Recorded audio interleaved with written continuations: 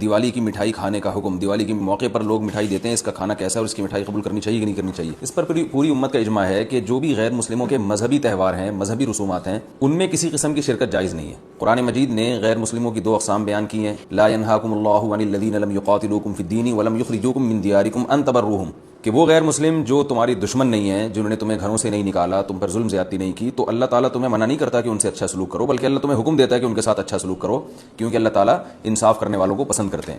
خود رسول اللہ صلی اللہ علیہ وسلم کی سیرت میں آپ صلی اللہ علیہ وسلم نے یہودیوں کی، جو آپ کے یہودی پڑوسی تھے، ان کی عیادت بھی کی ہے، اور آپ صلی اللہ علیہ وسلم کی جو زوجہ حضرت صفیہ، ان کے رشتہ دار یہودی تھے، وہ ان کو ہدایہ تحفے بھیجا کرتی تھیں۔ تو غیر مسلم جس سے جنگ نہ ہو، اس کے بارے میں اچھا سلوک کا حکم ہے، اس کو ہدایہ دینا، اس کو تحفے دینا، اس پہ صدقہ کرنا بھی جائز ہے۔ لیکن اس کی ایک باؤنڈری ہے، وہ یہ ہے کہ ایسا نہ ہو کہ آپ ان کے مذہبی معاملات میں، ان کی مذہبی رسومات میں شرکت کرنا شروع کر دیں، کیونکہ کسی بھی طرح سے ان کے مذہب کو اپریشیٹ کرنا، اس کی حوصلہ افزائی کرنا جائز نہیں ہے، کیونکہ یہ اس کی علامت ہے کہ آپ کو اپنے برحق ہونے پر اطمینان نہیں ہے۔ لوگ یہ کہتے ہیں کہ وہ بھی تو ہماری عید میں شریک ہوتے ہیں، تو دیکھیں ان کے مذہب میں یہ اجازت ہے کہ ہماری عید میں اور ہمارے تہوار میں شریک ہوں، ہمارے مذہب میں اجازت نہیں ہے، تو ہم تو اپنے مذہب کو فالو کریں گے۔ ہمارے مذہب میں کرسمس ہے یا جو بھی ان کے مذہبی تہوار ہیں، ان میں کسی بھی قسم کی شرکت کی ہمیں شریعت میں اجازت نہیں دی ہے۔ ہاں، قرآن میں اللہ نے دوسرے مقام پہ فرمایا کہ اس کی گنجائش دی ہے کہ الا ان تتقوا منهم تقاه، خطرہ ہو، اندیشہ ہو، آپ ایسی جگہ پہ رہتے ہیں جہاں غیر مسلموں کا غلبہ ہے، اور اگر آپ نے بالکل ہی بائیکاٹ کر کے رکھا تو آپ کو خطرہ ہے کہ وہ یعنی آپ پہ ظلم زیادتی کریں گے، تو ظلم سے بچنے کے لیے یا زیادتی سے بچنے کے لیے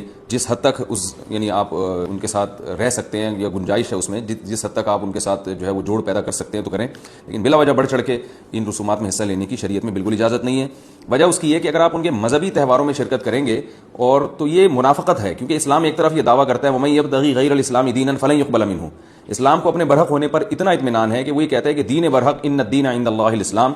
دین برحق صرف اور صرف اسلام ہے۔ تو جب صرف اسلام ہے تو اسلام کے علاوہ سب باطل ہیں، جب باطل ہیں تو اسلام پھر ان کو اپریشیٹ کرنے کی کسی صورت میں اجازت نہیں دے سکتا۔ یہ ایسا ہی ہے جیسے آپ کہیں کہ فلاں آدمی چور ہے اور میں اس کی چوری کو غلط بھی سمجھتا ہوں، ٹھیک ہے، آپ اس کے ساتھ احسان کریں گے، اس کے ساتھ حسن سلوک کریں گے، لیکن چوری کے معاملے میں آپ اس کی رہنمائی کرنا شروع کر دیں یا اپریشیٹ کرنا شروع کر دیں، یا وہ چوری کر کے لائے اور آپ اس کا مال کھانا شروع کر دیں، تو یہ پھر منافقت کہلائے گی۔ یہ اس کی علامت ہے کہ آپ